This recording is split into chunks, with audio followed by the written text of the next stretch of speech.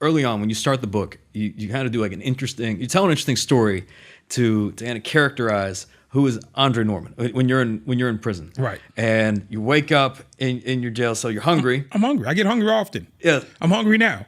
Feel free to tell it, but I remember reading this and I'm like, okay, how does this go all the way to Ambassador of Hope? But I think it's important that you tell the story because of like who you were, at that point, what the mindset was, and what it was like to interact with you. Well, first, my big brother, Dave Spence, he's from St. Louis, phenomenal guy, YPO from St. Louis, father for husband of my dear sister, Susie, who's like a sister to me. He said, he heard the story because I told him the story. He said, that's the story I want in your book. Dave Spence requested that. So because I love Dave and he's a big brother to me, I put it in there. Tucker decided it went first, but it was going in there. So the story was, I woke up, I'm in prison. I'm the third ranking gang member in the state. I control contraband, I control knives, I control gang movement, I control a lot of stuff. So I wake up in my cell and I'm hungry. And as a prison boss, you get benefits. So I said, I'm hungry. I get up, walk out of my cell. I walk downstairs to the desk, get a guy a head nod. He opens the gate. I walk into the hallway.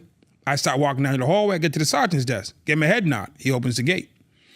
I walk down the hallway some more. I get to central control, where this is where they control the whole prison. I can't go in central control, but it's from here they control all doors, all everything. I look at the guy, there's a hallway across from him. I give him a head nod, he opens a hallway door. So I go down this long hallway, I get to the end of the hallway is a kitchen. I knock on the kitchen door, the guy slides the metal thing back, he looks, he sees it's me, I give him a head nod, they open the kitchen door.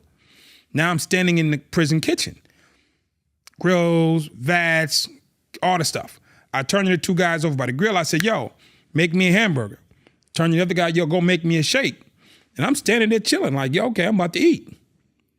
Then this guy comes out of the kitchen, out of the back, suit jacket on. He says, what are you doing in my kitchen?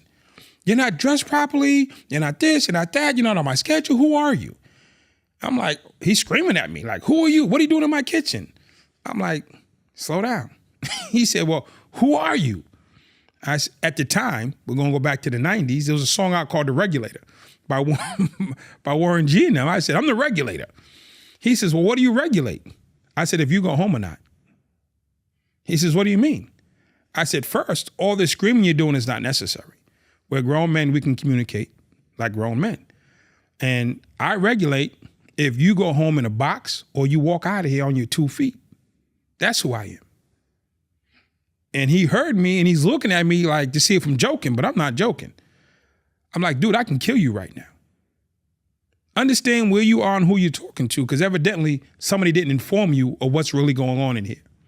You read the manual or the handbook for staff, that shit don't matter in here. I decide if you go home, not you. Now, if you don't pay attention, let me help you out. I came through 5 locked doors to get into this kitchen. Everybody in here is doing exactly what I said, including your staff, with no problems and no issues. You got the problem, and you're trying to get in my way of eating. I'm not trying to be a tough guy. I'm not trying to be over the top, but this is facts. Right now, they're cooking me a hamburger, and you're telling them not to. If I kill you, you'll be dead. Your wife will miss you. Your kids will miss you. I'll go to solitary confinement, maybe 5, 6, 7 years. And while I'm in solitary, I don't have a wife. I don't have kids. I'll sit in solitary. I'll do my solitary time. And then they're going to let me out of solitary. Because I just came out of solitary for trying to kill 8 people. I'll get back out in 7 years. Now I'll be standing back in the same kitchen.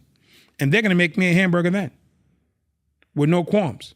So my only dilemma, which is the question to you, do I get a hamburger today?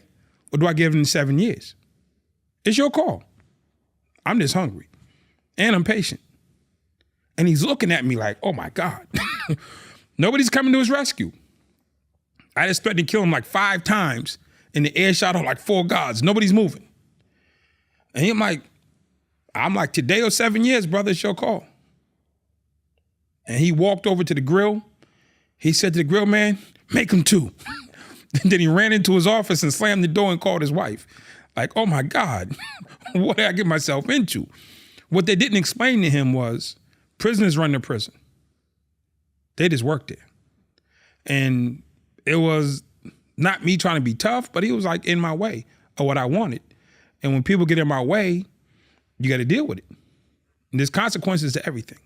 He was at war with my hunger, and I was going to fight that war. If it meant 7 years to victory, then I'll do 7 years to get to my victory. And he'd have just been a casualty along my way.